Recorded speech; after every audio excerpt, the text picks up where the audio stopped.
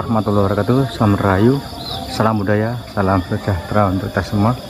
Oke, sobat YouTube, sobat Bluesuk Nusantara. Kali ini saya berada di Desa Badal Pandian, Kecamatan Ngadiluwe, Kediri, Jawa Timur ya. Saya akan sowan di suatu makam yang konon di sini ada makam namanya Bu Farida ya, Mbak Farida gitu. Beliau ini termasuk hantu ya, hantu atau sosok dulu. Katanya ini ada Bu Farida ini atau Mbak Farida ini membantu orang-orang yang tidak mampu di sini ya. Meskipun dia wujudnya itu wujud manusia gitu, dia itu hantu sebenarnya. Dan itu ada makamnya, nanti kita akan tanya-tanya sama warga ya gitu, atau juru kuncinya di sini. Nah, kita akan masuk ya. Mbak Farida ini adalah sosok hantu yang sangat baik sekali, suka membantu orang. Ini terbukti sendiri ya, terbukti sendiri. Nanti ada cerita warga yang nyata-nyata ya kesini dibantu sama dia itu. Tahu orang susah, nggak susah tahu. Anehnya di situ ya. Dan ini makamnya di pemakaman umum ya. Terus padahal ya, nah ini ya pemakamannya ya, pemakaman umum. Nah, coba kita benar-benar membuktikan ya akan kisah dari sosok hantu cantik ini ya, Mbak Farida ini. Hantu yang sangat dermawan katanya, gampang menolong ya, jadi sering memberikan pertolongan. Namun untuk cerita lengkapnya seperti apa nanti kita akan mencoba ngobrol dan berbincang-bincang dengan juru kuncinya ya di sini ya. Pak, ngobrol di mana enaknya nih Pak? Di sana aja ya? Jangan enak. Mbak Sugito nggih, Mbak Sugito ini sebagai juru kunci dari makam Mbak Farida ini. Oh, ini di pemakaman umum ya? Pemakaman umum. Ada pemakaman kuno nggak selain dari Mbak Farida? Kayaknya kok bentuk batu nisannya aneh-aneh di sini. Ya, kan sama yang makamnya Mbak Farida masih tidak ada nisannya. Oh, nggak ada nisannya ya. Kalau ini bangunan apa Pak? Bangunan baru ya? Batu bata ini. Oh, enggak, lama ya. Lama ya? Kuno ya Pak ya? Lama sekali.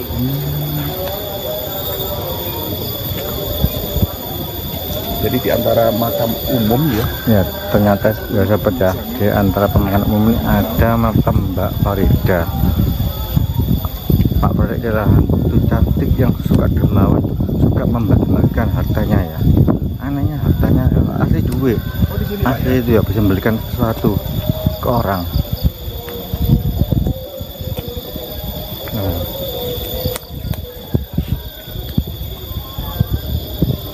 Ini makamnya Yang saya template. iya. Ini makamnya Syekh Abdul Rahman. Sebentar. Bagaimana? Oke.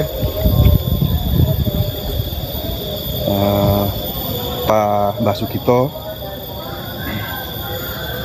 ini yang dimaksud dengan makam Mbak Farida ya? Iya. Mbak Farida. Di dalam kayu ini, Pak bisa lebih mendekat ke sana biar lebih jelas seperti apa makam dari Mbak Farida ini. Sini ini. Oh, ini makamnya Pak ya? Ini mungkin batu nisan atau gimana kan Dulunya ya Pak ya? Nah, dulunya. kurang paham. Ceritakan Iya. sejak zaman Belanda ini. Iya. Oh, Sebentar, itu nanti. Ini makam siapa Pak? Yang nolong Mbak Farida itu dulunya Syekh Abdul Rahman. Syekh Abdul Rahman. Ya, ini sangat unik nanti biar Mbah Sugito yang menjelaskan kisah dari adanya makam yang di bawah pohon ini dan sosok penolongnya. Kita duduk yang enak, kita ngobrol di mana? Nah, monggo. Nanti kita ambil mentahannya lagi ke sini ya. Iya. Kita ngobrol dulu. ngobrol dulu sama Bapak. Udah nggak sabar saya, karena kisahnya pasti sangat seru ini.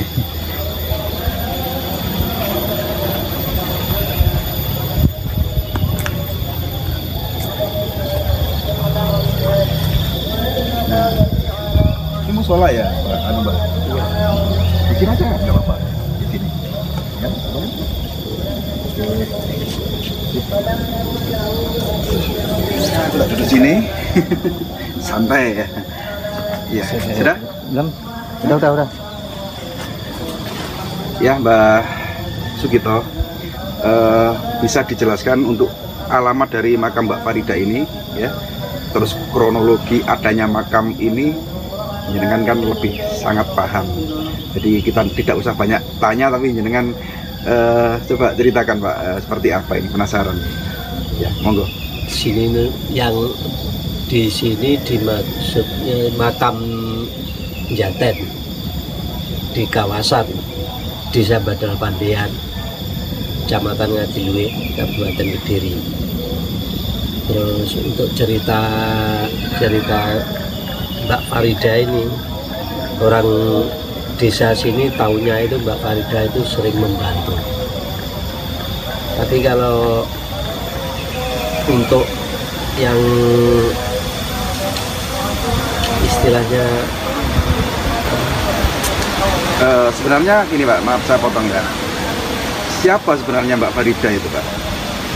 orang sini pun belum enggak tahu lah istilahnya. Barangkali ada cerita dari nenek moyang siapa gitu. Enggak tahu, orang-orang sini enggak tahu. Terus tahu-tahunya itu malahan apa istilahnya orang tawasulan ke sini yang menemukan itu kan orang dari Probolinggo, Kalimantan, berkumpul di sini, tawasul di sini.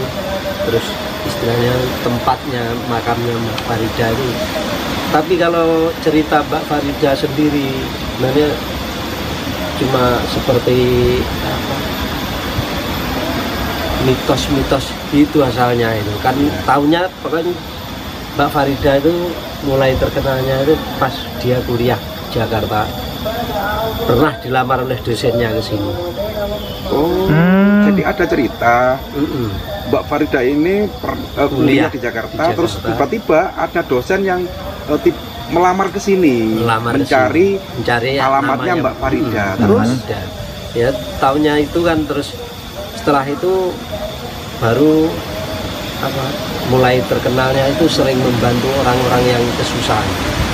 Nah, itu seperti apa? Contohnya seperti apa? Ya, seperti kalau ada orang yang ingin membangun rumah, tahu-tahu dikirimi bahan material 1 mobil, tapi udah dibayar penuh sebenarnya katanya. Diterima gitu, Pak? Kalau Bantuan orang sini sendiri tidak berani nerima, sebab kan tidak merasa beli. Jadi kalau mau nerima itu takut salah alamat atau gimana gitu loh. Gitu. Jadi tidak berani membeli, menerima barang kiriman tadi. Barang kiriman. Dan itu dialami tidak hanya 1 orang, banyak yang mengalami kejadian seperti itu. Apakah yang mengalami hal seperti itu hanya warga sini atau luar desa dari sini? Luar desa juga. Pernah dari Lumajang. Jauh padahal, Pak ya? Dari Pronojiwo itu dari sepeda motor, terus mesin cuci, kulkas, segala pokoknya barang-barang elektronik. Iya. Lalu pedanya motor dibawa ke sini juga. Itu sekitar tahun, saya kok masih baru jabat kan, sampai saat ini sekitar 10 tahunan lah. Kejadian pengiriman kayak motor itu ke Lumajang itu kejadiannya. Iya. Kok tahu kalau kiriman itu dari Mbak Farida seperti apa itu, Pak? Ya dia bilang sendiri kan, dia ke sini. Yang nerima itu mencari alamatnya Mbak Farida. Katanya ini loh pemberian dari dia gitu. Tapi motor itu atas nama Mbak Farida? Enggak atas namanya, tapi atas namanya orang yang dikirimi itu. Gitu. Tapi nota yang membeli yang memberi itu Mbak Farida. Terus alamatnya sini. Setelah dari Lumajang ke sini mencari, ternyata ditemukan makam ini di bawah pohon ini. Lumajang dari sini jauh. Iya, sekitar perjalanan 6 jam. Iya, atau 5 jam. segituan ya. Allah. Terus ini kan cerita tentang kemurah hatian Mbak Farida ya. Sosok boleh nggak dibilang hantu? Enggak, jangan dibilang. Kalau hantu kan menghantui. Iya. Berarti kan menakuti. Ini Kalau iya. enggak. Ini apa? Lebih pantasnya apa ini? Kalau Sosok menolong gitu ya. Menurut Mbak Ajeng itu lembut yang berhati lembut. Nah, ini yang ingin saya tanyakan. Lembut, ya. Julukan apa yang sangat pantas untuk Mbak Farida? Itu Seorang lembut yang punya berhati jiwa lembut. penolong ya, Iya. yang ya ringan tangan dan sama orang tidak punya yang membutuhkan. Ini yang pernah saya lihat juga, saya dengar juga katanya ketika ada warga sini yang sambat apa gitu, terus keesokan harinya didatangkan juga apa yang diinginkan gitu, Mbak. Benar kan? Iya. Seperti apa ini, Pak? Di rumah sebelah saya tadi, sebelah selatan saya tadi, waktu mendirikan rumah, mau mendirikan rumah itu dikirimi TV. Terus bilang katanya untuk lek-lekan. Tapi yang tidak berani nerima. Terus kakak saya juga pernah ingin, cuma istilahnya dalam hati itu kepingin membangun rumah. Tahu-tahu dikirimi material seperti semen, betoneser gitu. Terus yang terakhir itu malah ini menantunya bapak kami tua.